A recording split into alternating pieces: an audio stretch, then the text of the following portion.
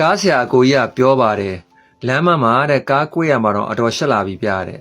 ဘယ်ကွေ့ကွေ့ညာကွေ့ကွေ့တက်ခောက်တန်နေအတော်ကြားနေရပြီတဲ့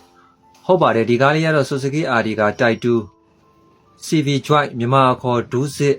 ကွေ့လိုက်ရင်အတန်ပေးနေတဲ့ပုံစံလေးဖြစ်ပါတယ်တကယ်တော့ဓာတ်တဲ့ဆိုးဆိုးဝါးအတန်ပေးတဲ့ပုံစံလေးပါအတန်လေးကိုကျွန်တော်တော်တော်ရှော့ထားတာဖြစ်ပါတယ်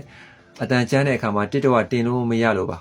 အဲ့တော့တင်လို့မရတဲ့ဗီဒီယိုဖိုင်တွေလည်းအများကြီးရှိပါတယ်အဲ့တော့ဒူးစစ်ကိုဖြုတ်ကြည့်လိုက်တဲ့အခါမှာအပြင်ဒူးစစ်တင်အတန်ပေးတာမဟုတ်ဘူးအတွင်း၃မြောက်ရိုလာဘောတွေအားစအခုလိုဘယ်ရောညာနှစ်ဖက်လုံးကျွေပြီးတော့ကွဲနေတဲ့ပုံစံလေးဖြစ်ပါတယ်ဒါ၃မြောက်ဘောတွေမဟုတ်ပါဘူးဒါအတွင်း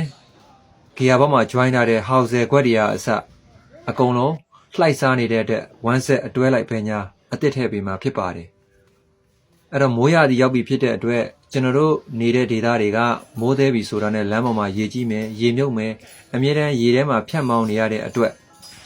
ဒုစစ်သဲကာတွေကွဲတဲ့အခါမှာမိမိပြုတ်ပြနေကြဆိုင်မှာဒုစစ်သဲကာတွေကြိုတင်လဲထားခြင်းအပြင်ဒုစစ်သက်တမ်းကိုပို့ပြီးတော့ရေရှည်သက်တမ်းပို့ကြောင်ကြာခံမှာဖြစ်ပါတယ်ဒါလေးကတော့တရုတ်အသစ်1 set နှစ်ဖက်လုံးအသစ်ထည့်ပေးမှာဖြစ်ပါတယ်အားလုံးလည်းဘ ഹു တုဒရရှိကြပါစေကျွန်တော်ရဲ့အကောင့်လေးကိုလည်း like and follow လုပ်ပြီးတော့သိချင်တာရှိရင်လည်း comment မှာဝင်ရေးလို့ရပါတယ်အားလုံးလည်းနေကောင်းချမ်းပါလို့အန်ရီကင်းလို့ဘေးရှင်းကြပါစေခင်ဗျာ